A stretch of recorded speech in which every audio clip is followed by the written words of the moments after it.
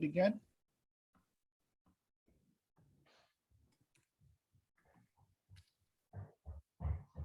Yes, we can begin right now. Okay. So, good morning to you all. I will immediately pass the floor to a colleague, Vice Chair of ICOM Ukraine.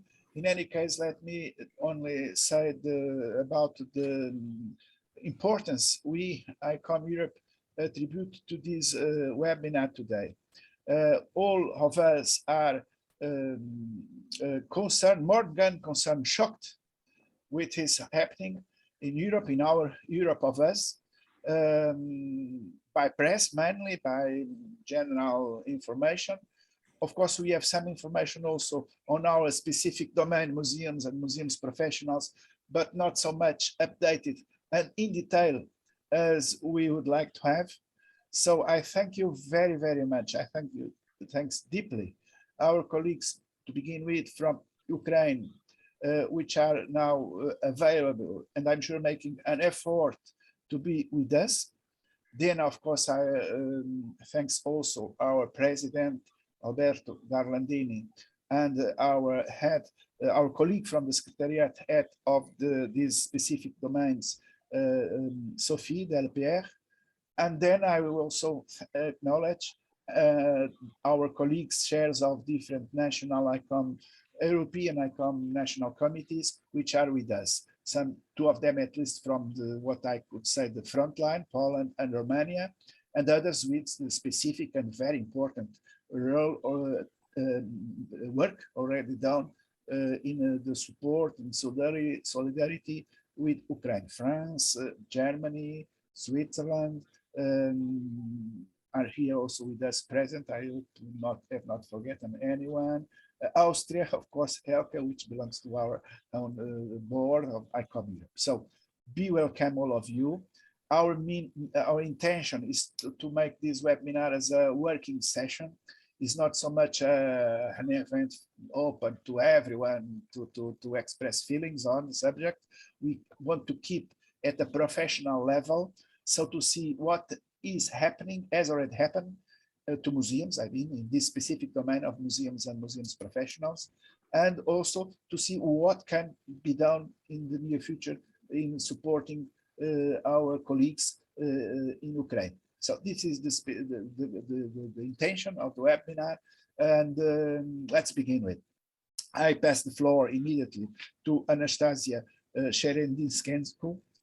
Sorry for the pronunciation of the names, which is Vice Chair of ICOM Ukraine, and ask her, please, to give us, as she is able to, an overview, an updated overview on what has happened and is now happening to museums and museums professionals in Ukraine. Please go ahead, and thank you very much to be with us in these difficult moments for you, I'm sure.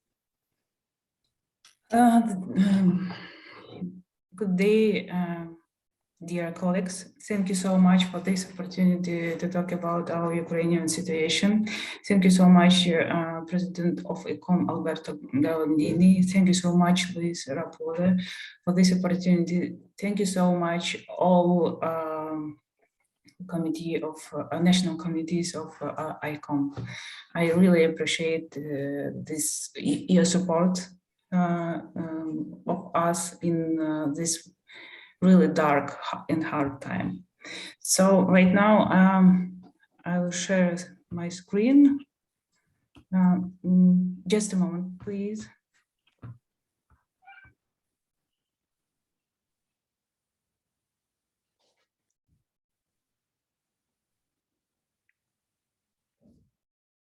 Elke, please let our colleague share her screen, please, if possible. You are not without. Please allow me to share. Yes, I'm working on that. Just a second. Okay. Thank you. Thank you.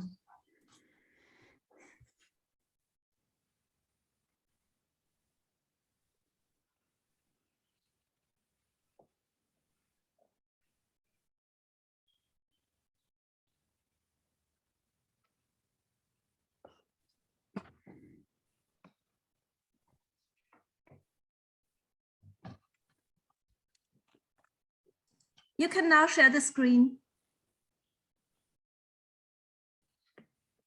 I try. Wait a minute.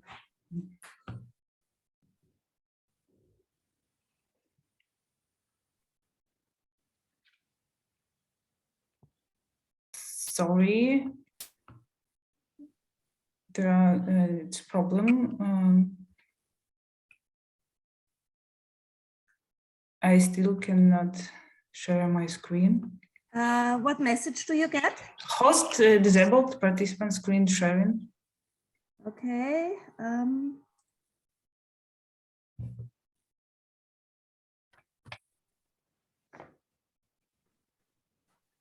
sorry for these problems because we have to. I asked and we have. It should be ready now.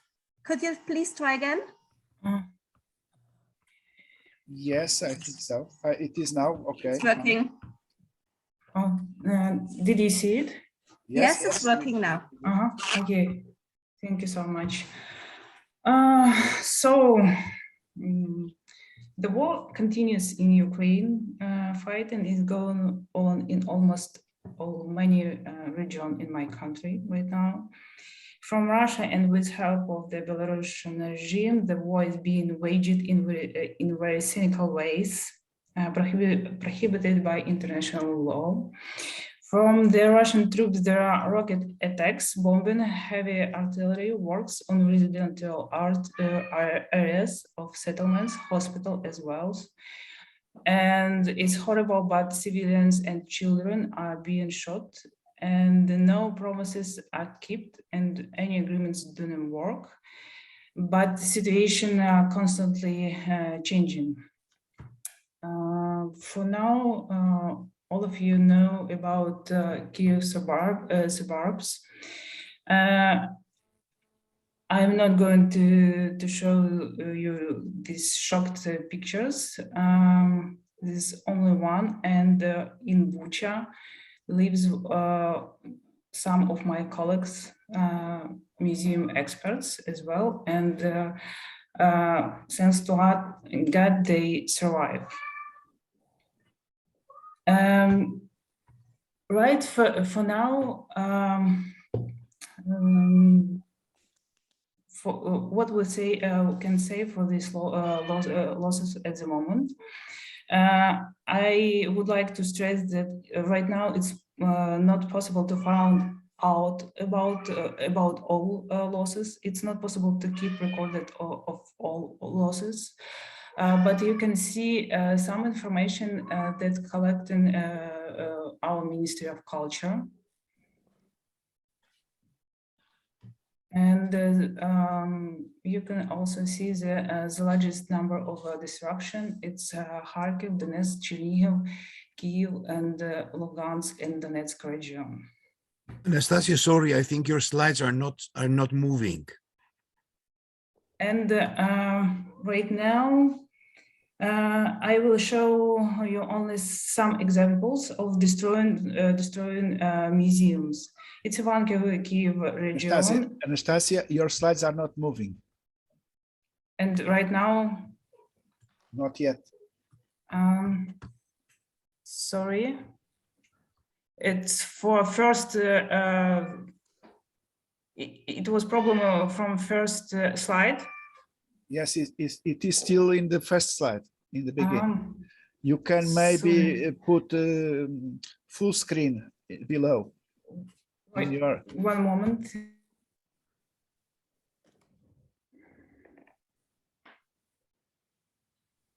I take the chance to say, Elke, that there is a lot of people informing me that the link they have received, which is in the poster, seems not being operational. I don't know if it is the case or not.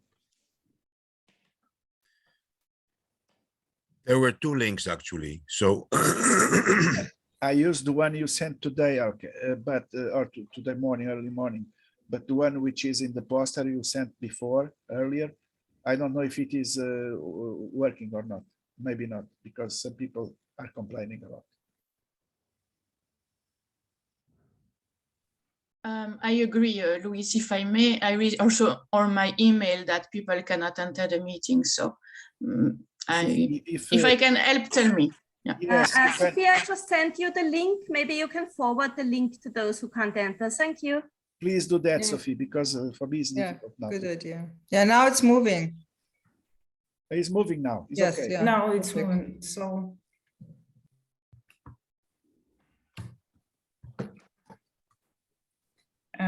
what it was what I was telling about the suburbs of Kiev, and there is information about losses right now from our Ministry of Culture. And right now, I show you only some examples of destroyed museums.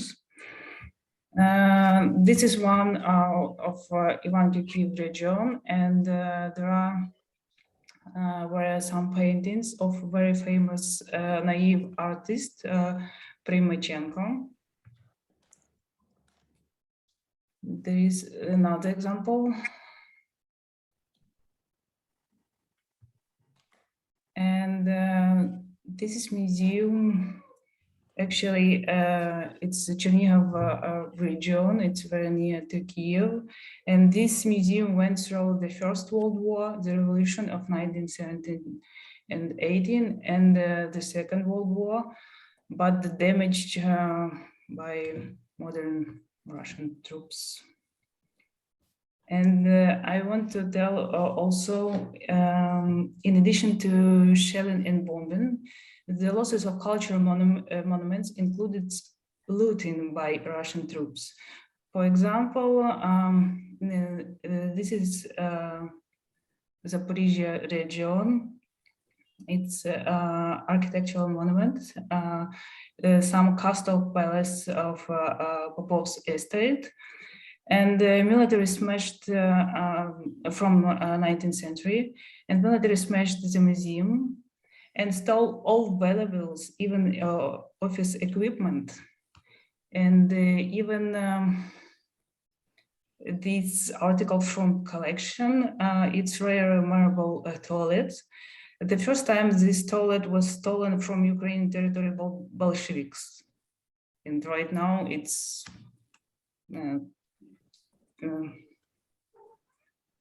did it again.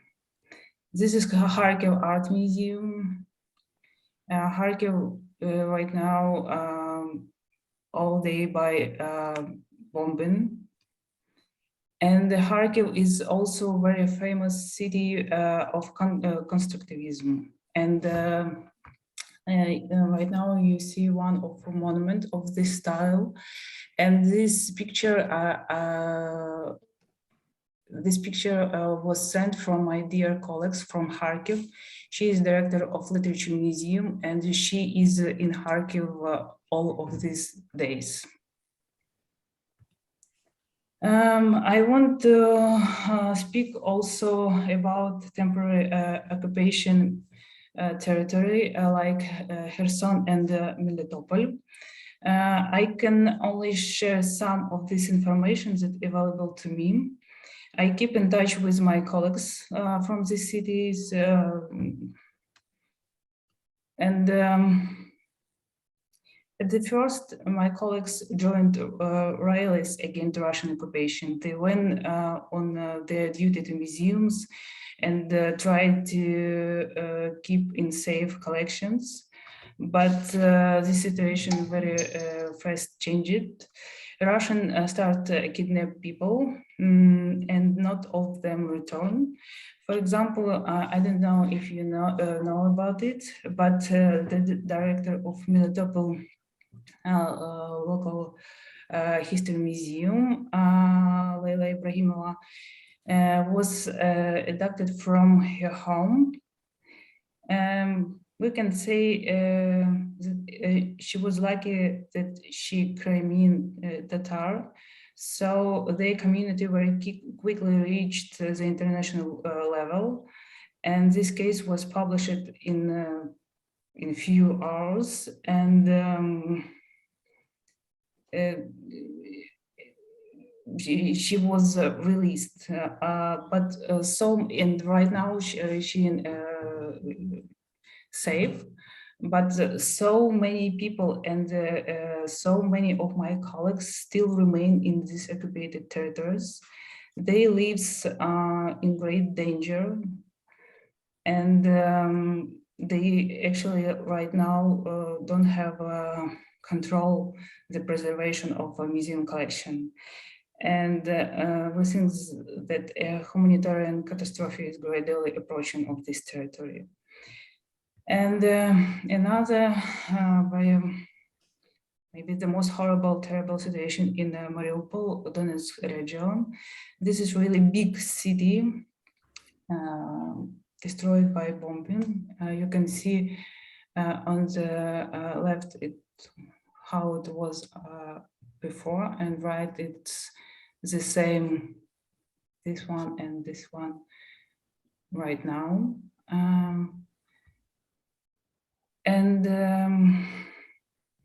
Actually, we know for sure about damaged art museum of artist Kuinji, but we don't know whole information.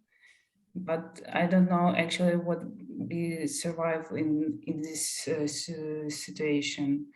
And the half of the city is controlled by Russian, and they are also forcible deporting people to Russia, to some depressed region. So that's why actually we believe that Russian Federation should be excluded from the membership of UNESCO with all consequences. Of course, I understand that this event unprecedented, but the war that it's being waged now without respecting any agreements is also completely unprecedented.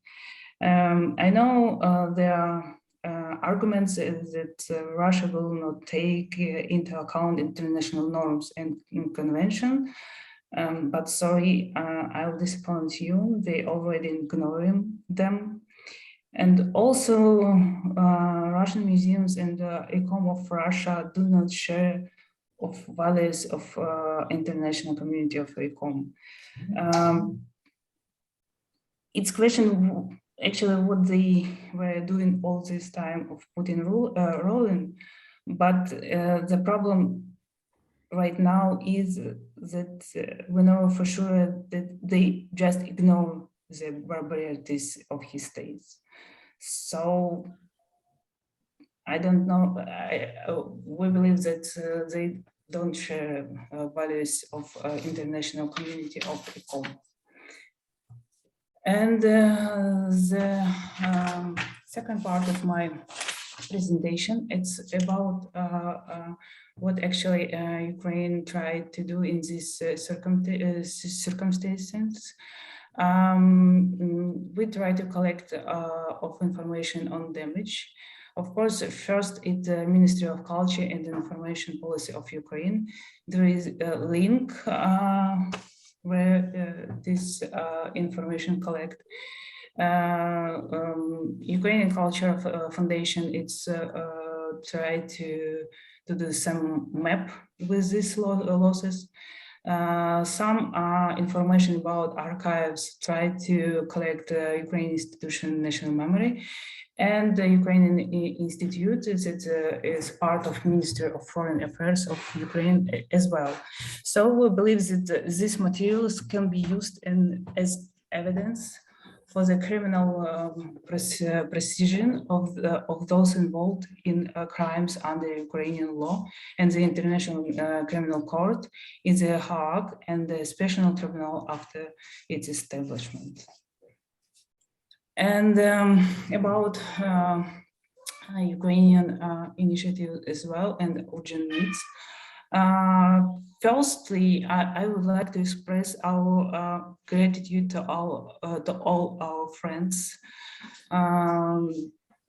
that you support us, you donate for us museum, you help museum staff, especially refugees and also museum staff in Ukraine.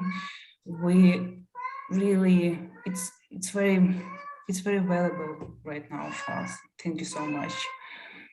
And right now we try to coordinate for this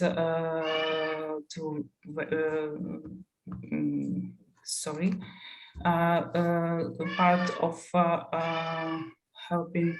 It's financial assistance to museum workers, but in Ukraine we try to include expert who lives in Ukraine, and the development of logistic for materials for those collection who actually still needed it. And there is some example of such initiatives. We decided to coordinate, and right now we're launching a platform for coordination the needs of museums, and it's coordination for two parts, for needs of Ukrainian museums and opportunities for assistance from foreign institutions and Ukrainian companies as well. And there's the last one, it's about our hope for the future. We know that war still going on, but we try to think about future and try to create some plans and programs for the future Ukrainian field. Thank you so much. Thank you so much for your attention. If you have a question, please. Yes, thank you very much, Anastasia. I'm sure that questions will arise, but let's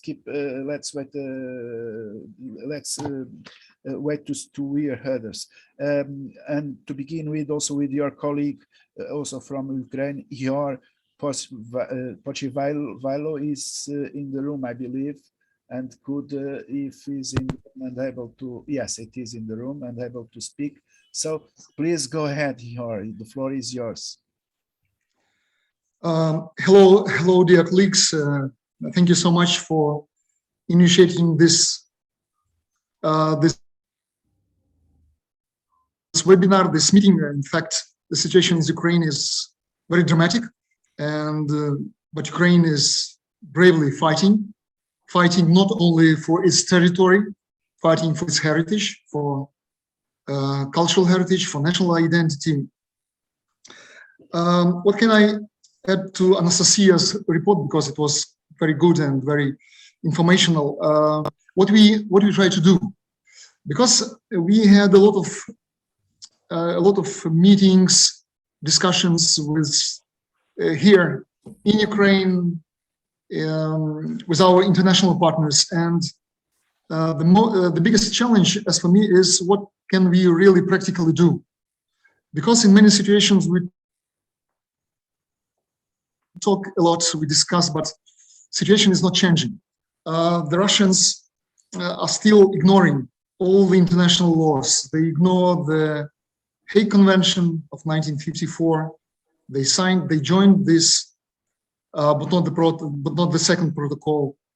They ignore all the wars, all the Geneva Convention, and it seems that nobody can stop them. And in this situation, it's quite dramatic that what we can do really as cultural professionals, as museum workers, we can help our colleagues on the ground.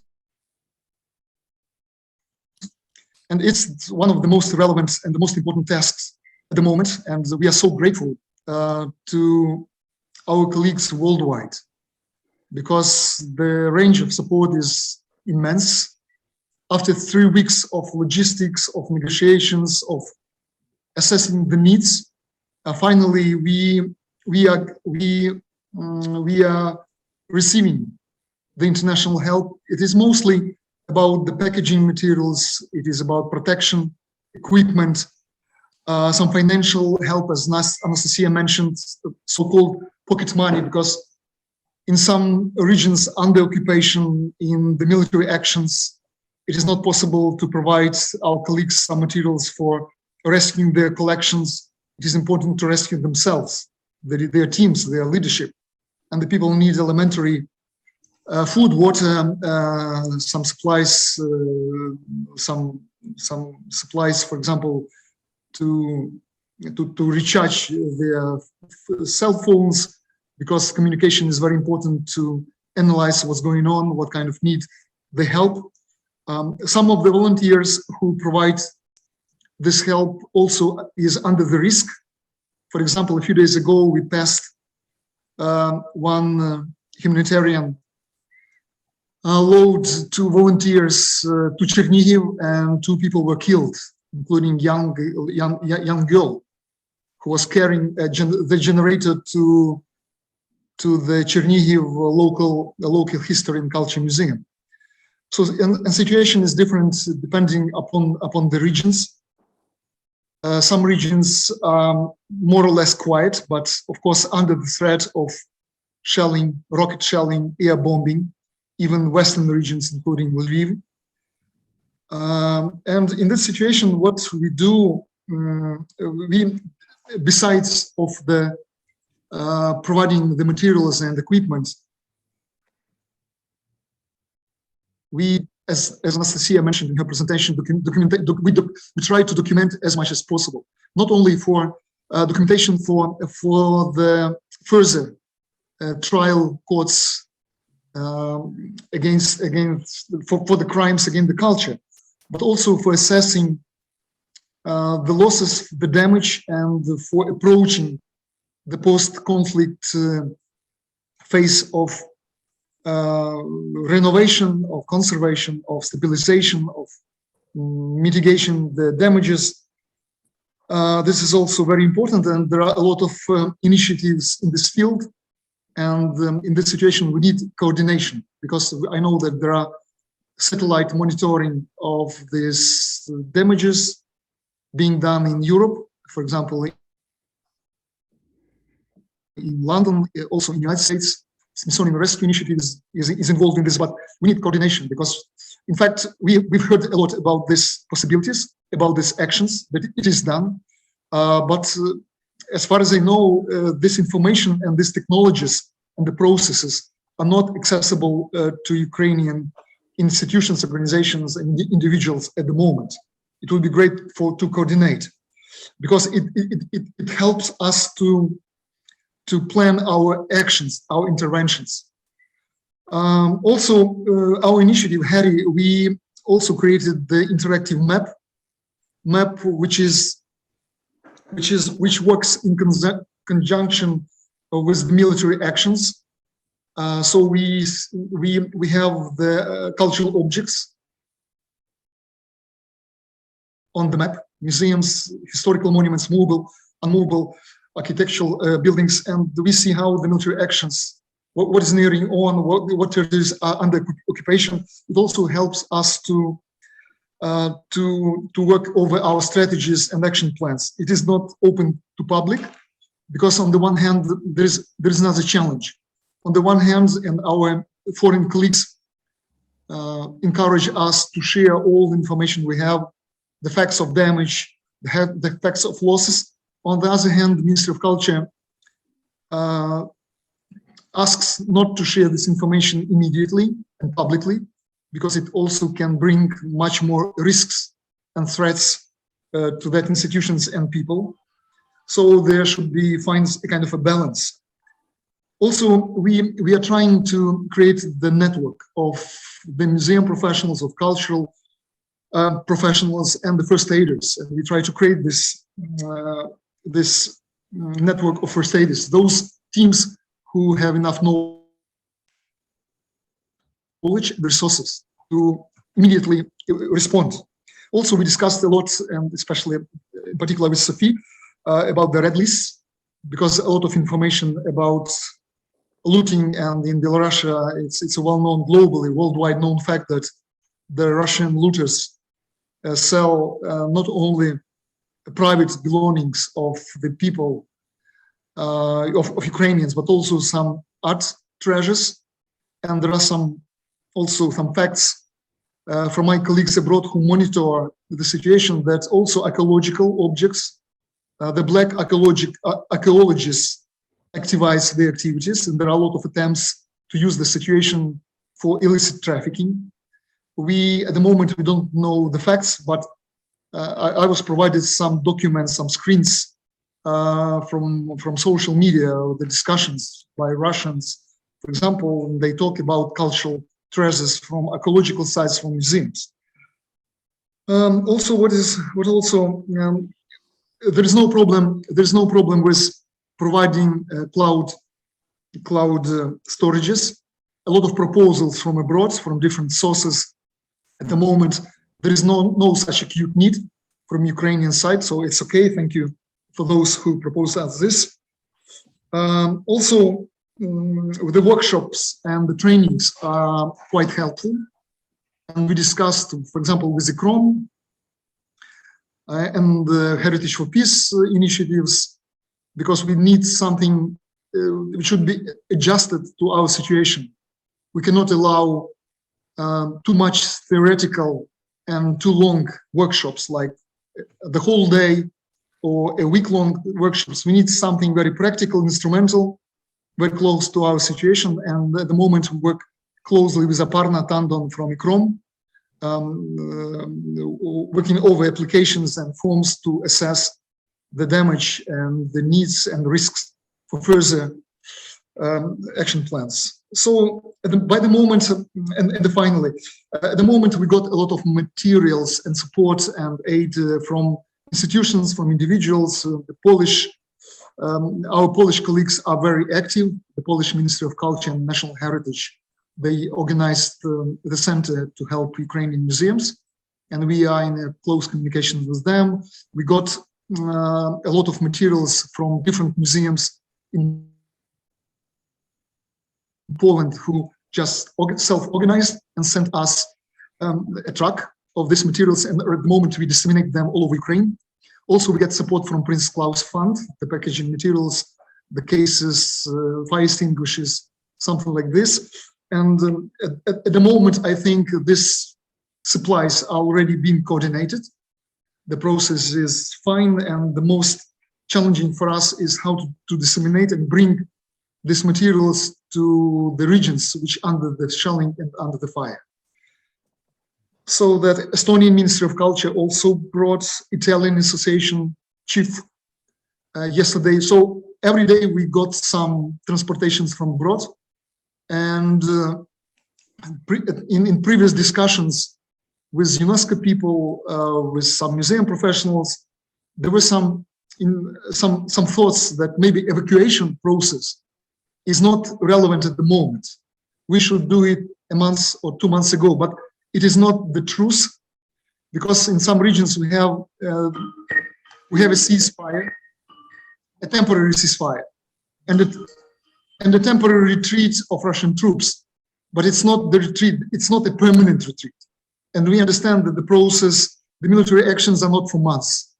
And this is a chance also to prepare maybe for evacuation, for rescuing precious collections, especially from national museums. And the moment we work in, for example, with big museums in Kiev, in some other regional centers. And also we discussed the possibility and even strategies to relocate, to evacuate Ukrainian collections from Western regions to the West, outside Ukraine, in the case if situation will be much worse. So this is a point for discussion how to do it, and it should be done on the governmental level, because we had a big problems of coordination between the museums, museum leadership, local authorities, local authorities, Ministry of Defense, civil defense, and other governmental structures which should be involved in evacuation processes. And we badly need this support for our government, from governmental institutions. If, for example, ICOM can help us to involve somehow intergovernmental structures like ICOM, UNESCO, to provide the government and to encourage them to engage museums and museum associations and networks and NGOs into this process, because not enough coordination and understanding that this is important, and it should be coordinated on a vertical level, not only on a horizontal. Thank you. Thank you so much. Thank you, Jörg. Thank you very much. You have already, as Anastasia gave us a lot of ideas on what to do, also different levels of intervention, because one level is the one of our own level as an association of professionals and museums. The other level is the level of governments. But of course, ICOM has a special duty and capacity to influence governments also. So let's pass immediately to our president, Alberto Garlandini, president of ICOM, who can address also us on what ICOM has already done and which are his ideas for the present and the future. Dear Anastasia, dear Igor, dear Luis, dear friends and colleagues, we are all shocked, appalled by the images and the things that you presented. Of course, we know the situation, but now we saw it from your images, and we listened to your words. So it's really, well, it goes to our heart and to our mind. So we are trying to do our best. And I really think that I have to thank ICOM Europe for arranging this webinar to discuss the terrible situation that we have seen unfold in Ukraine over the last 6 long weeks. And now we need more information. You gave us some more information. You were very precise on what you specifically need. And that's very important, because there is a great good willingness, but then there are always problems to be really effective. And I really think that the debates today will be very, very, very useful. Let me tell you, just answering your last part, Igor, talking about the pressure on governments. We are ICOM, we are museum professional, we try to do what we can do. On the same time, be sure that we are pressing our governments to act. Personally, I went just 2 weeks ago I was invited by the French presidency of the European Union to open with a keynote speech the conference on museum and heritage, European conference in Paris. Well, I assure you, the most part of my speech was about Ukraine and about what ICOM is trying to do, what it's doing, and what you need, and the need to be united to support Ukraine heritage and museums and professionals, generally speaking. So let me say now a few words, but be sure that we are listening to you, and we are really trying to do what we can to help you. Let me remind you because it's what I told to the governments in Paris, but even in other occasions, that ICOM reacted immediately to the dreadful Russian invasion of Ukraine, issuing a statement on 24 February, calling for an immediate ceasefire and for the respect of all international conventions for the protection of heritage and museums in areas of conflict. ICOM has since released other 2 statements emphasizing this message to everybody, to the governmental association and to bodies and to the non-governmental association. This message, and let me commend the ICOM's Heritage Protection Department and the Secretariat for their immediate action. We have and are strongly highlighting and continue to affirm that the deliberate destruction of museums and cultural heritage is a war crime and can be prosecuted by the International Criminal Court in The Hague. And I want to connect to something that Igor and Anastasia said. ICOM is also warning all relevant parties to be vigilant about a potential increase in the smuggling of cultural materials from the region. ICOM reminds all governments of their legal obligations to protect movable cultural heritage under the 1970 UNESCO Convention Against Illicit Trafficking of Cultural Property and the 1995 UNIDROIT Convention on Stolen Cultural Objects. These are international conventions that should be respected. We are well aware that an emergency red list for Ukraine is urgently needed. And the Secretariat is reaching out to Ukrainian expert members so that they can contribute to this important work. But as soon as it will be possible, now I know you are under bombs, but I agree, we have to organize as best as possible immediate help, but look for the future as well. And I really think that as soon as we have a red list on Ukraine heritage, it will be very important for the next future. Let me say that in collaboration with our governmental and non-governmental partners such as UNESCO, Blue Shield and ALIPH, we are really committed to supporting Ukrainian Museum as a museum community in any way possible. We have launched a call for donation, have contacted you and your members to find out how we can best assist you. And today's webinar is a great step forward. And as far as our possibilities, we have organized first aid. I have to commend that ICOM national committees in countries that border Ukraine are particularly active. Thank you very much for your action. And it's very important that ICOM Poland has established an assistance office to help museum professionals and their families if and when they have been forced to leave Ukraine. I assure the friends of ICOM Poland, we have provided financial support to ICOM Poland to hire a Ukraine-speaking coordinator for 3 months, and we will guarantee your salary for a further 3 months, hoping that that could be useful to you. But I know you have already said that several European ICOM national committees, such as ICOM France, Germany, ICOM Austria, ICOM Switzerland, and others, are sending materials for heritage protection and security to the Ukrainian Museum. And I'm very glad, very happy to hear that this helps, these materials are arriving on the field, because it's easy to speak here, but it's on the field, everything is much more complicated. And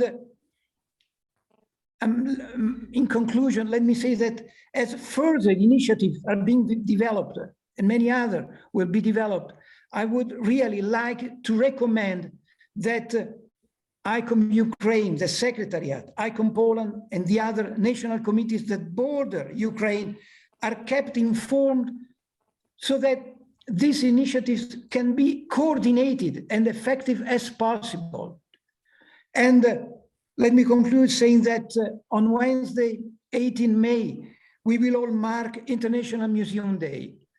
This year's theme on the power of is the power of museum, and this theme is compelling in the context we are talking about, and will be an occasion, another occasion, to strengthen the museum network and address the importance of international cooperation. Let me finish saying that we need cooperation. We need cooperation, organized cooperation. We are here to do the best as we can. Thank you all for your attention. Thank you, Anastasia. Thank you, Igor, for what you are doing. And be sure we are at your side and we are trying to support you. And I don't know if maybe Sophie can be more precise about what we are doing and we are planning to do in the next future, in these days and then in the next future. Thank you for your attention. Thank you very much, Alberto. A lot of ideas, and I'm sure that we all share the same anxiety, which Alberto expressed very well, and a lot of ideas become to be perceptible, and I'm sure that we will, from this webinar onwards, get reach a new platform in what we special at a national level, but especially at the ICOM level can do. But in meanwhile, Sophie Delpierre, Head of Protecting Heritage Department at ICOM, please go ahead and inform us on what has been done already. Thank you very much. Do you hear me well? Yes, yes. Okay, great. Thank you very much, dear President of ICOM and dear Chair of ICOM Europe, dear colleagues. I will try to not be too long here because personally I'm really eager to see also what you have to say regarding your own activities. But I would like to begin by thanking ICOM Europe for the invitation today. And just like the webinar ICOM France hosted on the 8th of March, it is important to have this opportunity like this to share and communicate on actions that have been implemented to mobilize support for our Ukrainian museum colleagues and Ukrainian museums. In ICOM Secretariat, the Heritage Protection Department is extremely mobilized, in particular with coordination, communication, monitoring, as well as anticipation. Following the statements issued to recall ICOM condemnation of the Russian invasion for the first statement, and the role of culture and museum in building lasting peace for the second one, the Heritage Protection Department has been working closely with its members, both inside and outside Ukraine, to ascertain the needs of museum and museum professionals in Ukraine. In such a situation, it is crucial to understand what support museum and museum professionals elsewhere in the ICOM network can offer to the Ukrainian colleagues. This is the reason why we acted and still acting as a bridge between these two aims. Further to this, and in order to promote coordination, ICOM supported, for example, the NEMO, a call to collect and monitor support activities for Ukrainian museums. The support from the museum community to our Ukrainian colleague is wide and takes many forms, such as donation for financial support, profits from ticket sales, auctions, or offer to send material like packing material, fire extinguisher, for example. There are also offers of temporary employment, scholarship, internship, grants, etc. for Ukrainian museum colleagues already outside Ukraine. Also offers for storage, spaces, shelters, etc. But only in case of decision of evacuation outside Ukraine, you recall that, and as well as, for example, other activities such as education with conferences and exhibition on Ukrainian heritage, for example. Those are only a few examples of the many initiatives on the ground which deserve visibility, but they also need correct and clear coordination to ensure that they are efficiently executed and do not hamper or slow down the ongoing global strategy of humanitarian assistance to Ukraine. Such coordination is particularly essential as some of our national ICOM committee are at the forefront of the assistance. ICOM Ukraine, of course, is the first line, but there is also other national committee in the neighboring country. And I would like to seize this occasion to underline the incredible work on mobilization of ICOM Poland, whose activities in coordination are going a long way to helping our colleagues in Ukraine. Thank you, Piotr. Your help is precious.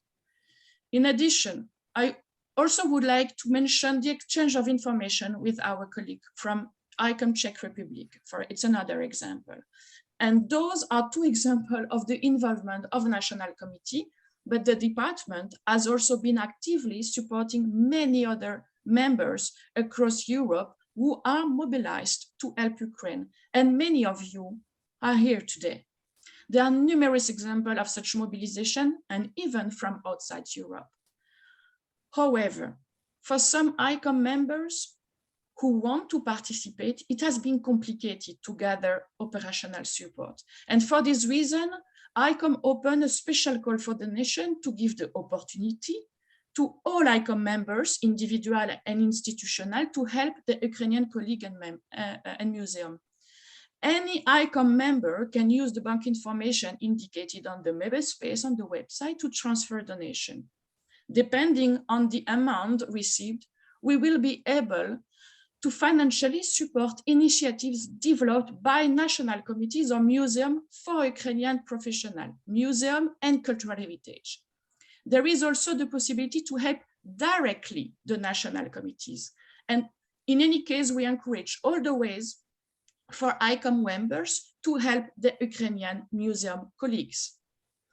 So, dear colleagues, as already emphasized during the webinar organized by ICOM France at the beginning of March, we need to continue with our actions for Ukraine and react now to the immediate needs of museum and heritage, but also need to be strategic and recognize the middle and long term. Some consequences of the war can already be seen today, but we all know that the effects of this disaster will have long-reaching repercussions for many years to come. At ICOM Secretariat, we are trying to anticipate these long-term threats. Previous wars have had terrible outcomes that have lasted years. In particular on cultural heritage, movable and immovable, tangible and intangible. All necessary efforts have to be taken to mitigate this risk as far as possible. Destruction and vandalism have been the most visible threats. But the International Committee of Experts is convinced that looting and illicit traffic are already ongoing and will continue after the war ends and reconstruction begins. Therefore, we need to mobilize our forces and expertise to support Ukrainians in their efforts to save the cultural heritage of the country from theft and trafficking. As announced by ICOM President in his speech, as well as Ihor in his presentation, thank you, Ihor, the preparation of a red list is currently being studied and needs to be discussed with ICOM Ukraine to ensure the best coordination together. Such a tool recognized by international community as an efficient tool to fight illicit trafficking needs to be anticipated. And ICOM is ready to begin its preparation and ensure a quick publication to help the identification of cultural goods that could be illegally exported during and after the war. So once again, I would like to sincerely thank all the ICOM national committees, individual and institutional members who are mobilized to support our Ukrainian museum colleagues and Ukrainian museums. One current motto often shared at ICOM communication material is this: museum has no borders, they have a network. And the strength of the ICOM network has been particularly visible this last week. So thank you very much for your attention. And for our Ukrainian colleague present today, dear Anastasia and Ihor, I would like to express from the ICOM Secretariat our deepest support and mobilization. Thank you very much. Thank you, Sophie. Thank you, Sophie. You have also had it was already referred before, but emphasized the need for a red list, which I think we all have to keep in mind.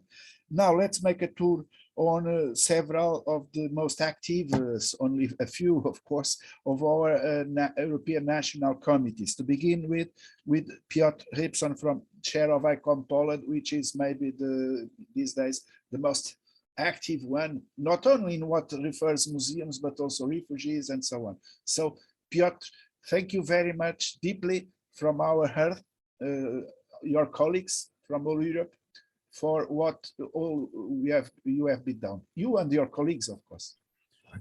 Thank you, Luis, and thank you for having us today. My colleagues are also here with us, and I'm extremely happy to see some of my colleagues from other national committees who were extremely helpful and supportive in the past weeks to what we were trying with our humble means to do.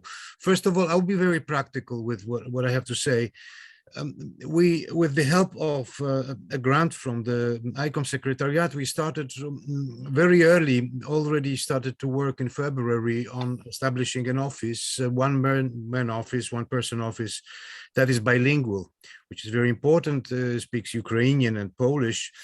and is active since a few weeks already. First, to identify the scale of need of museum professionals as refugees in Poland. It was clear to us, we are an NGO, we don't have warehouses and trucks and stuff like that. So we want to focus on the museum community.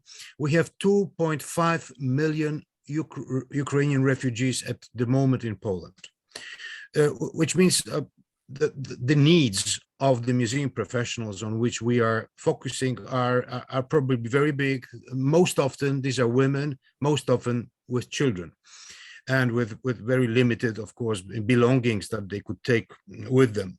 The issue here is not humanitarian help that we start, but also a preservation of knowledge and know-how, so those persons do not deteriorate professionally on the work market. They don't.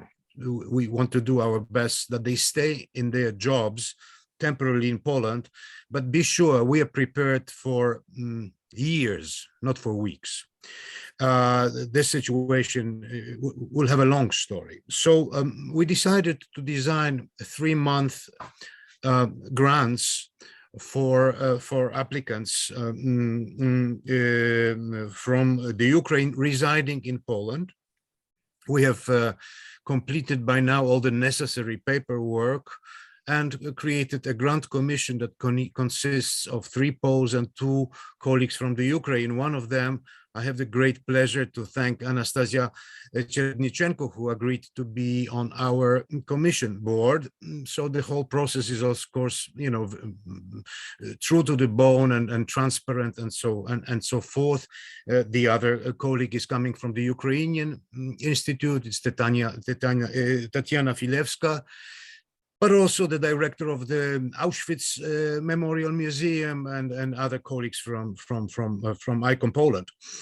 And they will have the first meeting this week, because we already identified a small group of museum professionals, all women, who are in Poland at the moment. So this is the light cavalry that we were able to muster. The grants are on the level of around 850, 900 euros altogether.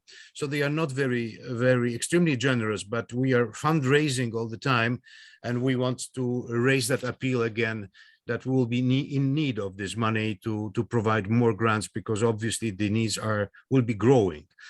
Apart from that, we asked our community, the ICOM community in Poland, to serve as volunteers for each of the grantees, to provide a guardian angel to help individuals be located in museum communities throughout the country, so they can find jobs, that they can find a community to start a professional life, because many of them, people coming from the cities that you've just seen, will not have a place to go back fast. So they might be settled for a year, 2 or more in the neighboring country, which is Poland.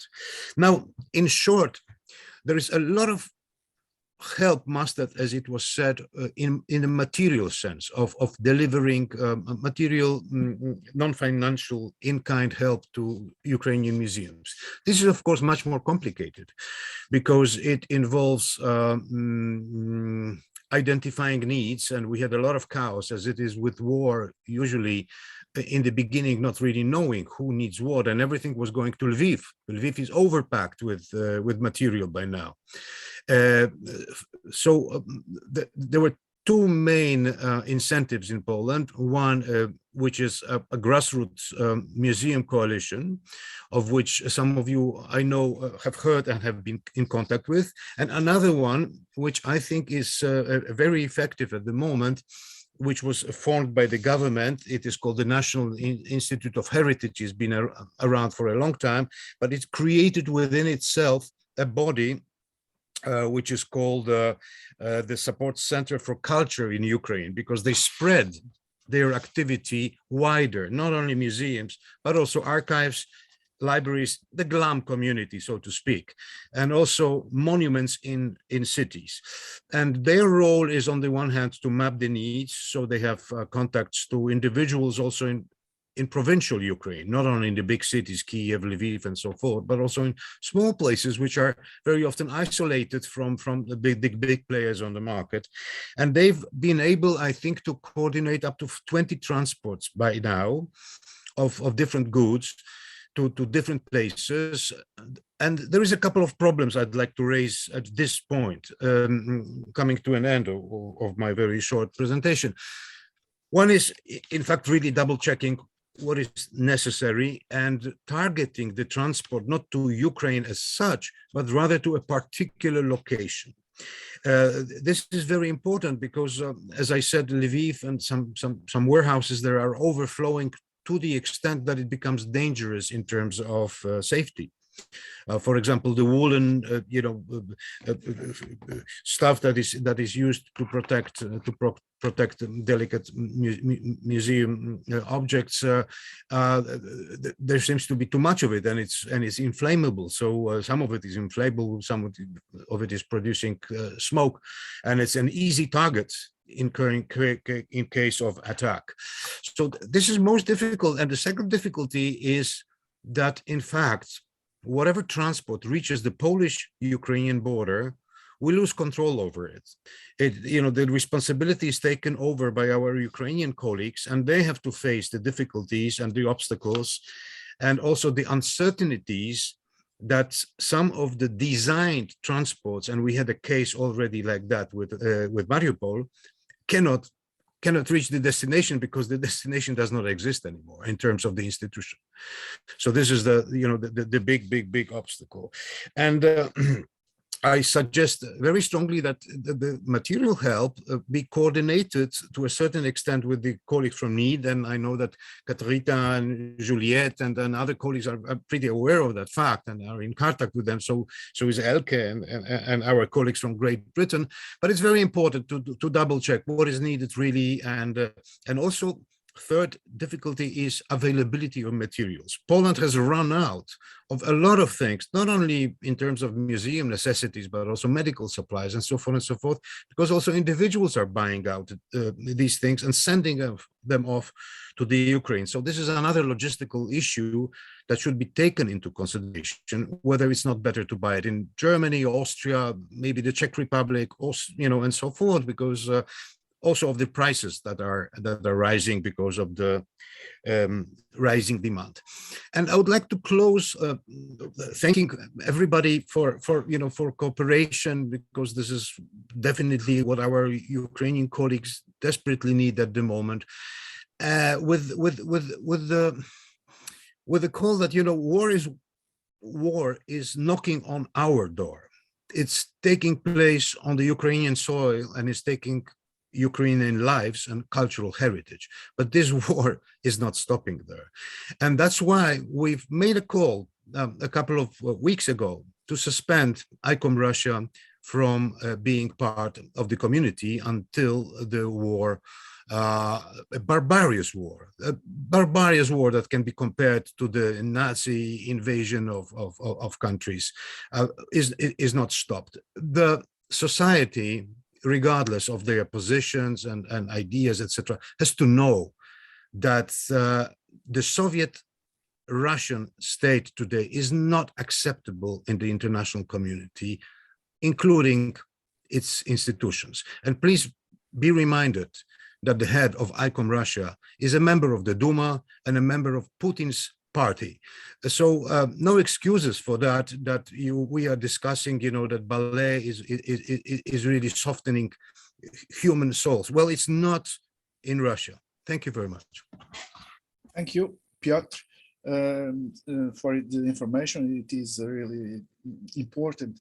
The coordination you mentioned already, everyone mentioned, in fact, but the practical examples of coordination agencies already installed are important, and I will return back to that by the end.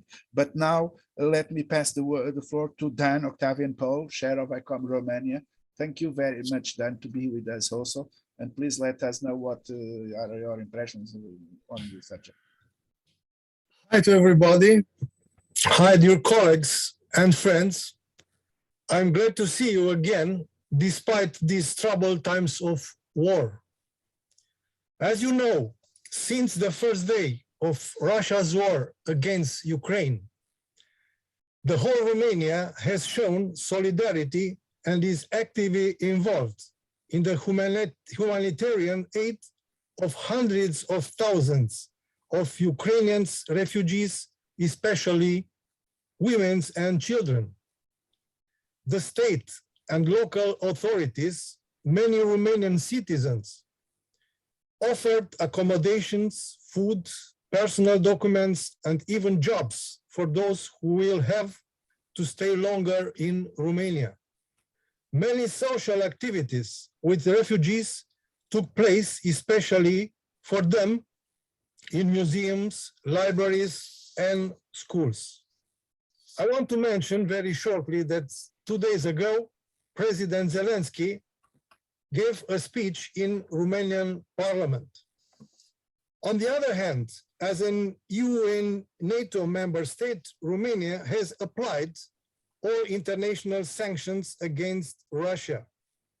In this context, since the beginning of the war, the Romanian National Committee, ICOM, has adhered to several regional and international statements strongly condemning Russia's war against Ukraine and in solidarity with the Ukrainian people, statements initiated under the ICOM umbrella, including ICOM Europe.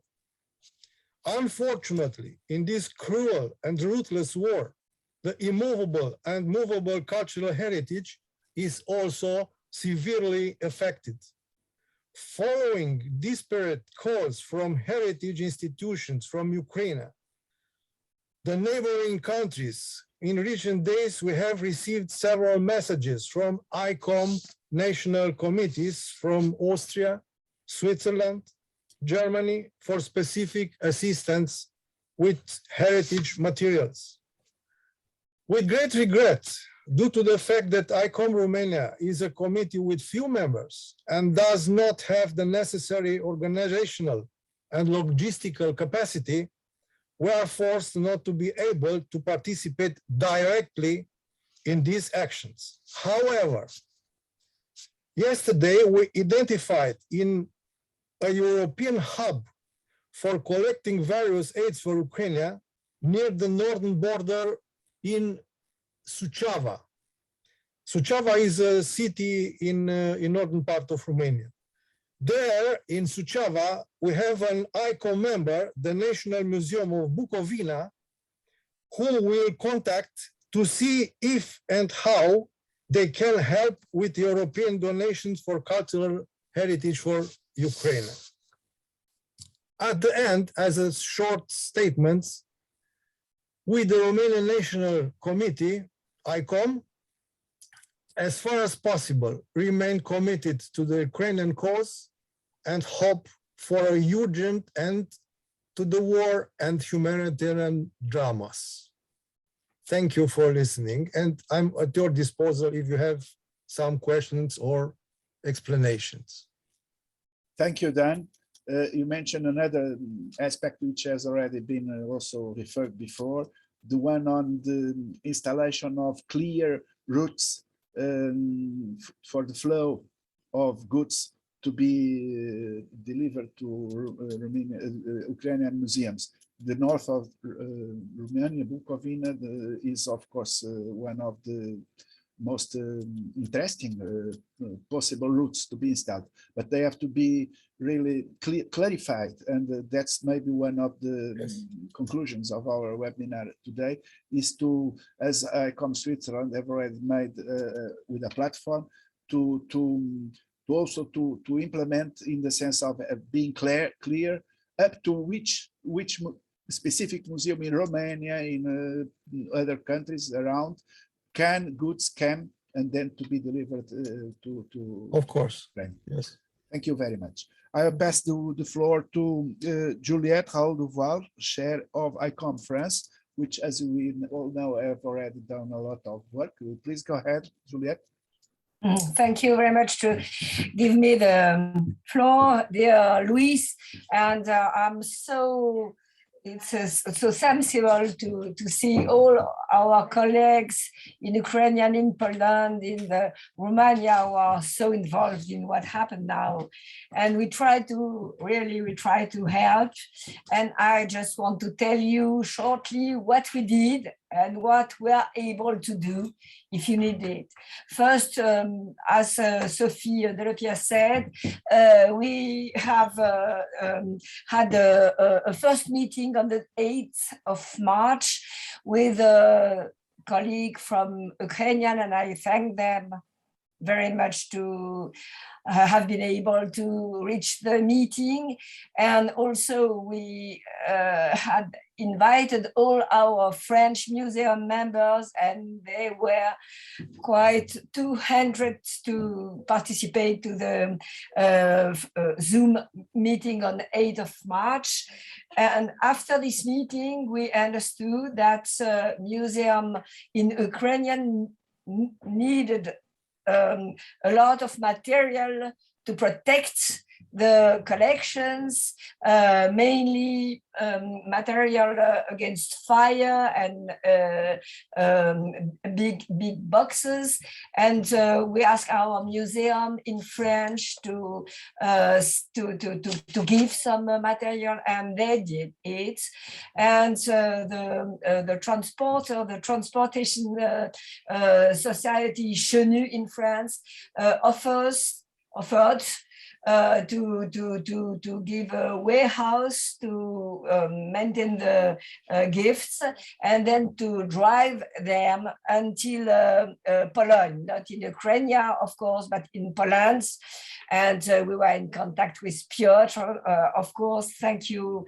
I'm so pleased and emotional to meet you, to see you on this Zoom meeting.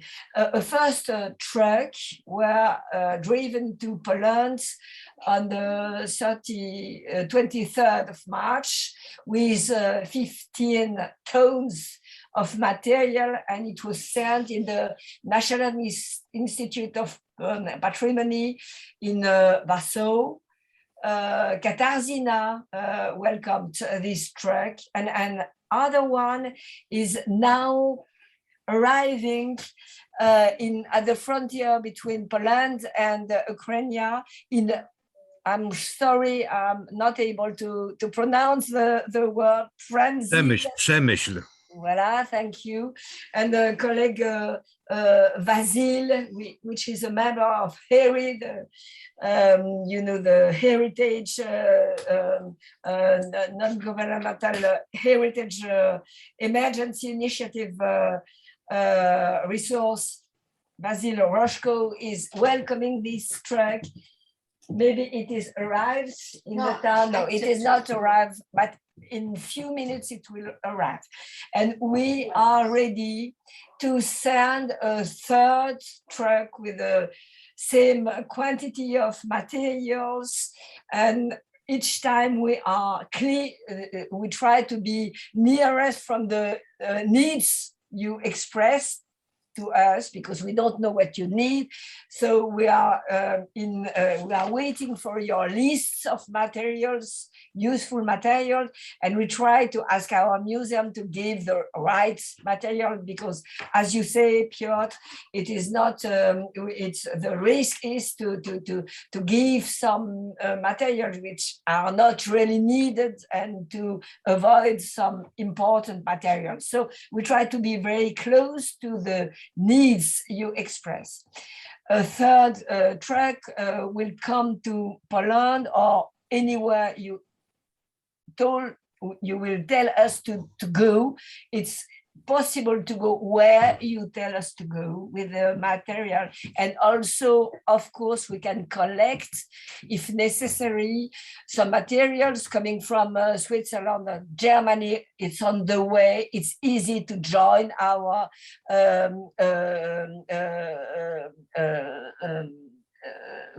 truck if you need it, because our transporter is ready to leave us freely, of course, the truck as many times as we need it.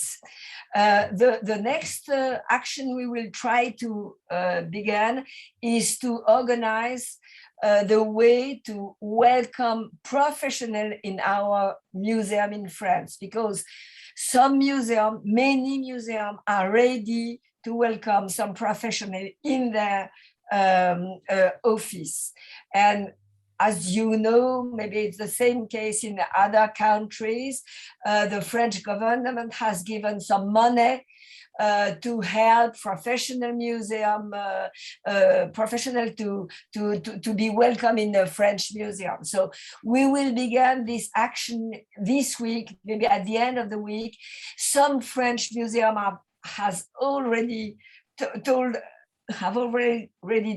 us they are ready to welcome. Now we have to know who are the people coming from Ukraine who wants to come in France and to be welcome in the one or another museum. So that is what we are now doing, and we hope it is useful. Of course, we listen to what you need, and we will try as soon as possible to make it converge.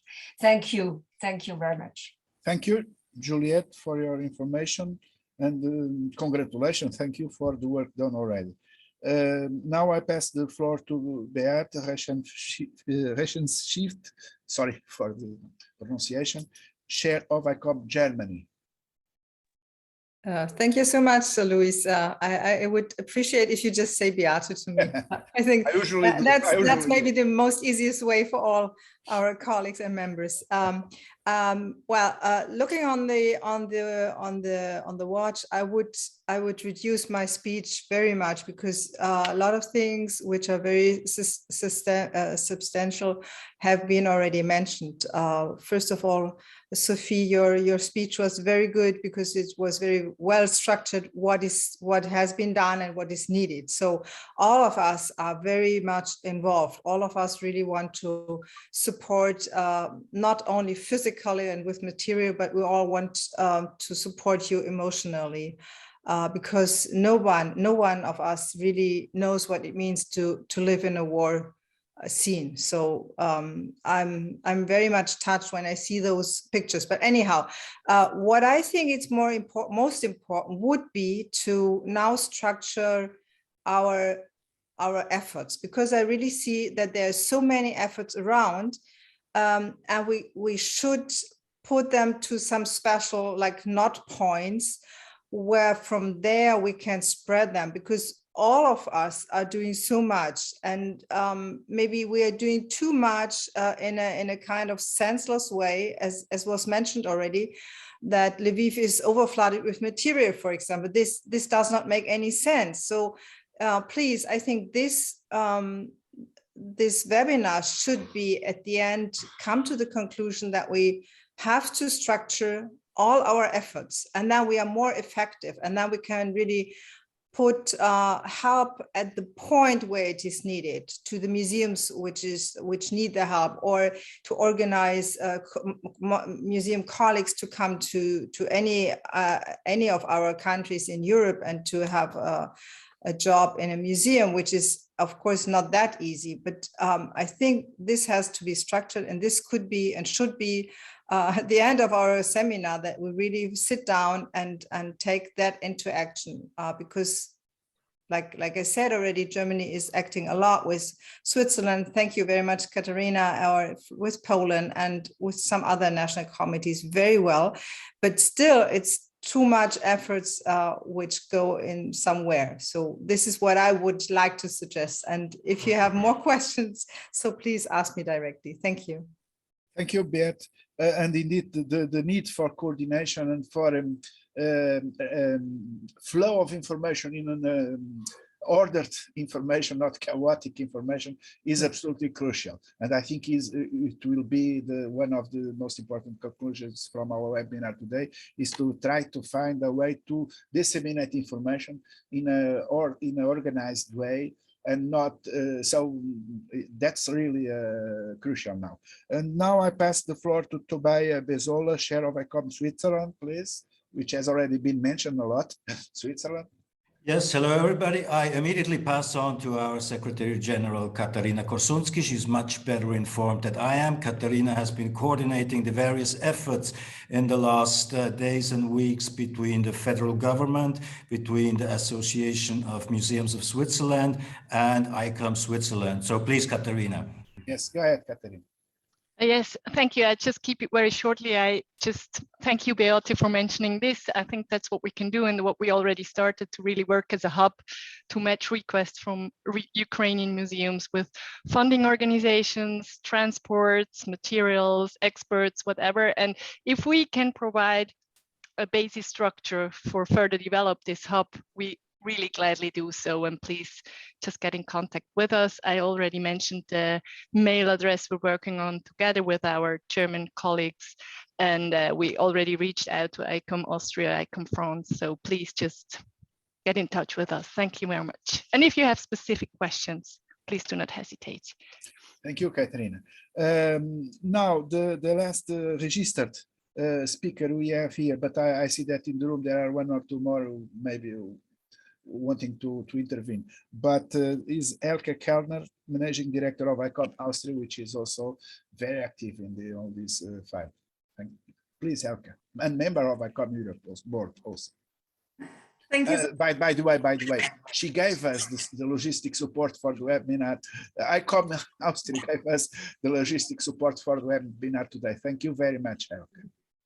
Thank you, Luis. Thank you. I'm very happy to do this and try to help in every way we can. We, of course, have been in contact with sister ICOMs, especially from the eastern part.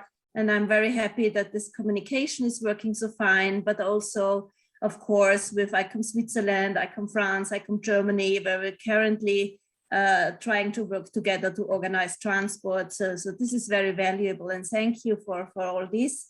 ICOM Austria is in our central role here in Vienna. We have also been in close contact with the OSCE over quite some years now in the fight against illicit trafficking of cultural goods. And we are also in contact now to initiate an emergency initiative for border protection in the neighboring countries and training of the customs officers and other law enforcement organizations in the neighboring countries of Ukraine especially. And this program now has a very good status in funding and will start to be realized very soon. OSCE is already in contact with the ICOM committee, of course, and will be able to start this very soon. In coordination with this, of course, the red list would be very valuable. So this is maybe something we can work out today. I understood from Sophie Delapierre that ICOM Ukraine needs to support this idea to establish a red list on Ukraine. So maybe we can solve this issue today. I think this would be very important. We are working very much also on the issue of transport routes and distribution of supporting material for Ukraine. I yesterday was able to establish a new route via Slovakia. The ICOM committee from Slovakia was very helpful, and they also named to us the coordinator responsible for transports across the Slovakian Ukrainian border. So that might help to kind of give some help to the Polish colleagues, because the route via Poland seems to be very, very busy. So maybe we were able to establish a new route via Slovakia here. And one more thing, of course, the colleagues in exile, that this topic, museum colleagues from Ukraine searching maybe for job positions, would it be a good idea to kind of inform them to please contact the local ICOM committees or any other way of communication that seems practical, but maybe if they at first hand get in touch with the local ICOM committee of the country where they arrive, that might be helpful, just as an idea. And I also support the message from our colleagues from Poland and Romania, and I know also ICOM Czechia has promoted that very much, is the issue on the ICOM General Conference in Prague. ICOM Austria also has the position to suspend ICOM Russia as an organization from seat and vote, but to let, if they're able to come, even ICOM Russia members participate, but only as normal regular members. And as I said again, suspend the ICOM Russia committee from seat and vote. So very briefly, what my points were on this. Thank you so much, and I hope we can work together on all of those issues, and especially heart goes out to our Ukrainian colleagues. Please let us know whatever we can do. Austria is ready to help, and all the best in this horrible situation and this horrible war that goes on in your country. The pictures are awful, we see every day. Thank you. Thank you, Elke. So all the registered initially previewed speakers have already spoke. I see in the room there are 2 or 3 at least colleagues from other national committees, like Juliana representing Adele and ICOM Italy, Teresa Reis, chair of ICOM Spain, and also Dana from ICOM UK. I don't know if any one of you want to add something, to add any comment. If so, please go ahead. Juliana, maybe. Yes, Juliana Ericani. Please, Elke, allow Juliana to, yes, okay, go ahead. Thanks, Luis, for the organization of so important meeting. It is a great joy to meet Ukraine colleagues here today and convey them ICOM Italy's vicinity. I go straight to the point what ICOM Italy wants to do. ICOM Italy thought to ask Italian professionals to help our colleagues from Ukraine and their families, offering hospitality. As we did in the venture, adopt a museum in occasion of the Central Italy earthquake in 2016. If ICOM Ukraine agrees, we will ask our museum if they have places for hospitality for their colleagues, and we will inform you or who is better for you. ICOM Poland is our request about the open opportunities, and let us know what we can do for you. That is a request to Ukraine colleagues. Thank you. Thank you. No one else wants to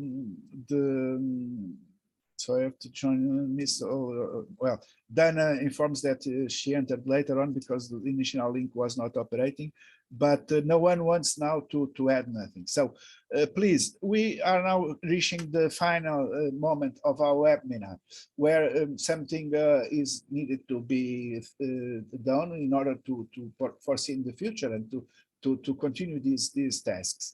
A lot of you.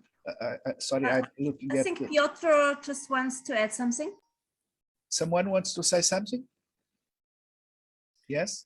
Yes, I wanted to just to say okay. Say something in the sense that I think we should consider very seriously what Elke Keller has just said, that you know, most of refugees want to stay as close to home as possible. So naturally, Poland, Romania, and in the border countries, we have the longest border with the Ukraine. So the refugees are very numerous, but of course, some professionals probably would like to move on. So we should design somehow, you know, an information system, how actually to do it, because it's not that easy. It's not a very simple thing to pass people on and to pass information on. And this is one of the things that I think are very important that come out from this discussion. Thank you. Yes, completely. I agree completely. So let me begin to summarize some ideas, some possible avenues to pursue it in the future. First of all, I think that besides the existence of already installed platforms, flows of information at the regional basis, like the most encompassing one is maybe the one offered by our colleagues from Switzerland. But there are others, as we saw here. I think that is needed to have a global information on those already installed platforms. We have not to duplicate at all. But if, for instance, the platform installed by ICOM Switzerland is already enough to have an, information on what is needed, what has been offered already, what is still needed, okay, let's use that platform. But I think that ICOM, Central ICOM Secretariat would have to have a role here, not to create a new platform, but to inform the whole network, the whole ICOM Europe, at least national committees, I mean, at least in Europe, and also beyond that, I don't know, but at least in Europe, that there exists a platform with these such and such capacities to input information on goods to be delivered, still needed, available goods to be still stand to, and so on. Another important information to be given in such a global way by ICOM Secretariat are the routes, already installed routes, with practical information, meaning, as Dan from Romania referred us, when they from Romania informed us that that National Museum of Bukovina is already able to receive as a final point before the entrance in Ukraine goods from the list which we have earlier previously arranged.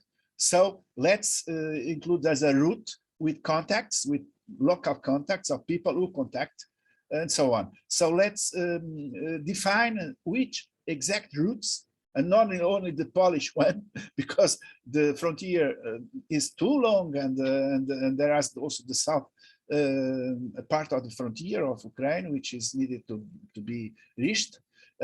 So let's ICOM Secretariat to get information and to organize information in a way that all national European committees can know which routes are installed. But so routes and then I think that is needed, besides the listing or the list of goods, of materials, equipments, and so on, which are needed in a short term. I think that ICOM, global ICOM Paris, I mean, ICOM Secretariat, ICOM Presidency, should organize a document, so that we in our countries can use upon our authorities, our governments. A document organized, dividing clearly what is short term from what is medium long term, as needs, and possible helps, possible assistance to ICOM museums and museums professionals. For instance, the stay of professionals in our museums, this kind of needs and possible avenues to cooperate are needed as a document from ICOM at top level, so that we can use them in our contacts with our authorities at the national level, I believe.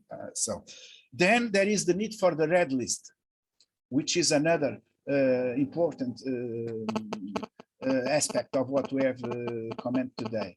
It is really needed, because we all know that looting is not occurred already, sure, for the east, more than for west, but also from west. There is not good and bad people in this when it comes to looting. So let's have a red list in the shortest possible delay. And finally, according to my notes, my brief notes here, I would also suggest to use the International Museums Day as a momentum for public and very impressive, even I dare to say dramatic information. So I already in a small committee suggested that to Sophie and to Alberto for you, ICOM Central, to design, to have your designers and to create a banner or 2 or 3 designs, models, using those dramatic images of museums damaged, already destroyed, collections damaged, which now we have in hand because our colleagues Anastasia, special Anastasia, will show us photographs. Also, I'm sure that your would have photographs to send to ICOM Paris, Central, to ICOM Secretariat, and with only a few, 2, 3 images, nothing more impressive than a banner, a hold-up model used in all Europe at 18 May, and to install in our atriums, in our receptions, in our museums, even in the entrance, in the outside door, with the word solidarity in all languages, European languages, possible in European languages, and an image, a photograph of an undamaged museum or a destroyed museum. This, Ukraine, of course, solidarity with Ukraine and so on. So this speaks by itself and is very, very impressive for our citizenship, our visitors, our people in general. So let's use also the 18 May as a momentum, as a moment to publicly express our shocking on what is happening. These are some of the ideas I got from our meeting today, but now please go ahead. The ones who want to add and to comment and to suggest other practical things, please go ahead. It is important, I think, that Anastasia sent us the PowerPoint she projected here to us, I mean to Sophie and to myself, because there are the photographs, the images, the numbers, already some numbers. Also here, if you have additional information of this kind, impressive information, figures also, our figures are always very impressive. Please send us that so that Sophie and ICOM Central Secretariat can arrange for the most possible practical information and substantive information. Someone wants to add and to comment, please go ahead. I don't see anyone wanting. So I'm not sure if I have well summarized what we have been telling during this almost 2 hours now, but that's it. Albert, do you want to add something to close? If no one wants to, yes, Anastasia, please go ahead. I only want to stress and repeat it again to express our gratitude. It's I totally understand that it's only words, but it's very important to us to understand that we're not alone, and all what you're doing, it's very valuable to us. Thank you so much, dear colleagues. Thank you so much, dear friends. Thank you. Thank you to you also, Anastasia, especially, and Hjor for being with us. Thank you to Alberto, to Sophie, and to all our colleagues, chairs of ICOM national committees. Some others were listening, I saw it, but now it's time for us to make more clear the flow of information. And to give us, ICOM, please, to give us, you, ICOM Central, to give us tools for us to act as a lobby, as a pressure, NGOs, as we are, upon our national governments, and also upon our citizenship, our communities. Thank you to you all. I don't know if no one wants to add other comments. Please, thank you to you all to be with here this morning 2 hours. And let's hope that from here now, we can have better flow of information. Bye-bye.